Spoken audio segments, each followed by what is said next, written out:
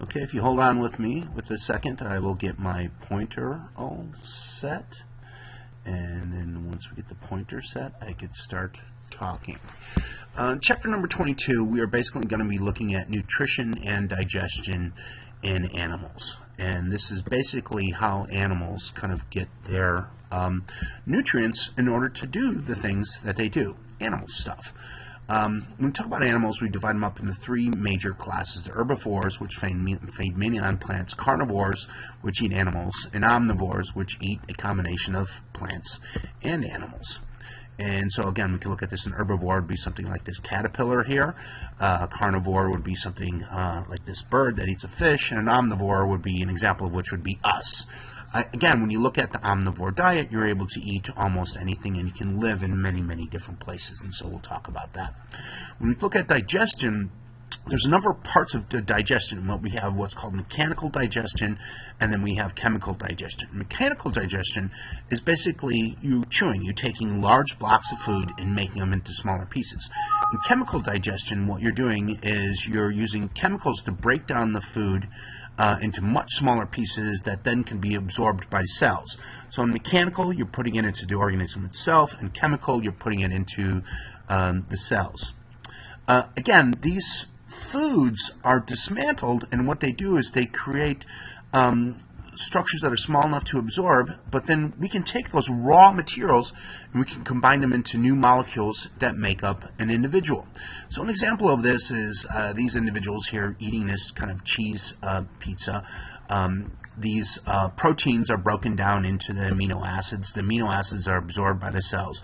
Those amino acids then can then be used to kind of make something else in the cells. And this is classic kind of what we see. And it's a problem too, because again, certain medicines are hormones, and when we eat them, like this pizza, like the cheese on this pizza, they will be broken down and rendered not usable. Wow, I don't know why this is coming up. Again, chemical digestion proceeds via a process that we call hydrolysis that we talked about a little bit earlier on in this semester. And what's going on with hydrolysis is that we are taking a polypeptide here. We have an enzyme called pepsin that introduces a water molecule. So as this water molecule is split up, it's used to break the protein down into individual monomers. Again, this is done with carbohydrates. This is also done with fats. Now, animals, because, again, in the last chapter, number 21, we looked at that kind of number. We looked at the typical animal as kind of like a circle and then with a tube through it. What the tube allows animals to do is to set up various areas like the mouth, various areas like the anus, various areas like the stomach that are specialized in these compartments. And we'll talk a little bit about what those compartments are. But before we talk about that, we need to talk about what we call food vacuoles. And again, we see this in the simplest of organisms that are able to take in materials, fuse them in the food vacuole, break those materials down and use those. Second really simple material is what we call a gastrovascular cavity. And simple organisms like this hydra, for instance, basically have one opening. They take in the materials here like a water flea. They will digest that material, and then once it's absorbed, the results will be spit out. This is not the most efficient of systems because basically your gastrovascular cavity is being held by this flea that's in here. An alimentary canal or a digestive tract is a little bit better because we have a mouth and we have an anus and we have materials that are specialized. And so as the material moves down this pathway, it can then get acted upon by the organism. Here it's a worm. So again, there's two openings for a digestive tube. We have the mouth and the anus. In the human digestive system, we consist of a digestive tube, the alimentary canal, and accessory organs that secrete digestive chemicals. And so here's a typical digestive canal of a human being. We have the accessory organs would be the salivary glands up on top, the liver, the gallbladder, the pancreas, etc., that move materials. And so you should know what all of these areas are.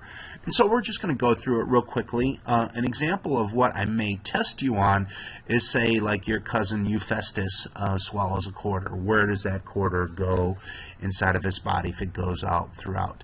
And so the first tube that we're going to go into is the esophagus. It's a muscular tube. It connects the pharynx to the stomach, and food moves down through a process that we call peristalsis. And for a while there, we didn't know how much gravity was expected, really works on this, and so we were a little worried that when our astronauts went out into outer space, that they may not be able to eat. And so this is a picture here showing you of how food is moved down.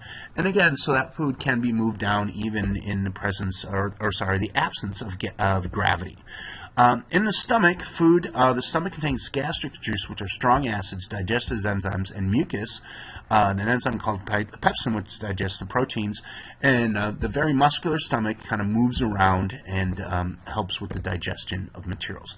The small intestine is the longest part of the alimentary canal, hence the opposite of the small. It's a major organism for chemical digestion and absorbance of nutrients in the bloodstream. And if we look at it here, so here's the start of the small intestine, and the pancreas produces some enzymes that go in there, and the gallbladder and the liver produce bile salts that go in there as well, and that helps digest fats. You should know the kind of the structure of the system here, and so here we have the muscle layers that consist of here. We have the inner layer of the intestine where we have the absorptive materials. There's very rich vasculature in this material because, again, you are moving those materials into the blood intestine. The large intestine is shorter but wider, again, thicker, so even though it's shorter. And then, again, where the small intestine and the large intestine meet is basically the appendix's structure. And basically it goes from digestion to actually go a little bit more absorption. And what you're doing in this area is you're removing all the liquids from the digestive tract. And so this is a graphic that's showing you basically what's going on during each stage of digestion. Now, what's going on is that the stuff that we eat is fuel, and the little monomers are broken down. In this case here, sugar and oxygen is used in the process that we call respiration that we talked about in the mitochondria to make energy, or ATP, for the cell. The exhaust is basically water and carbon dioxide. The carbon dioxide goes into the blood, goes out through the respiratory system. The excess water that's making move out through the kidneys. What we need to talk a little bit about is this thing that we call a calorie, which is the amount required to raise the temperature of 1 gram of water 1 degree Celsius. It's a form of energy. A kilocalorie is 1,000 calories, and then we see this listed on our foods. Metabolic rate is the energy consumption by the body. It's the rate, basically the number of calories that are used per function of time. And so we can look at here and the things that we do. So this is looking at how much, how we can burn something like a soft drink. So if you're jogging, you'll burn up the calories in a soft drink in 12 minutes. Swimming 22 minutes, and walking in 37 minutes. So again, for every soda that you drink, you have to do this. What this graphic here is showing you what we call complete protein, and that all plants themselves don't just have carbohydrates, they have amino acids, they have proteins inside of them. However, unlike eating meat, which has basically all the amino acids, plants have evolved a system where they are lacking in certain of the amino acids. And so in this case here, we see beans are lacking in methionine, and corn is lacking in tryptophan and lysine. So if you ate corn by itself, it actually wouldn't be a nutritious meal.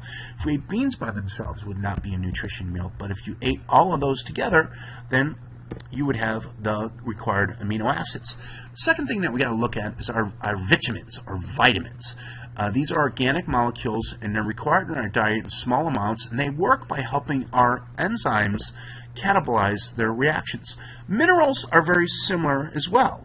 Too little of a mineral can cause a problem as well. Essential fatty acids are ones that our body cannot create, and we need to get them from our diet. Nutritional disorders, there's a number of disorders that are out there. Some of them are ones that we make. Malnutrition refers to health problems caused by an improper or insufficient diet. And again, that would be like just eating corn and eating nothing else, or eating rice and nothing else. Protein deficiencies are cause basically the most human suffering. Berry.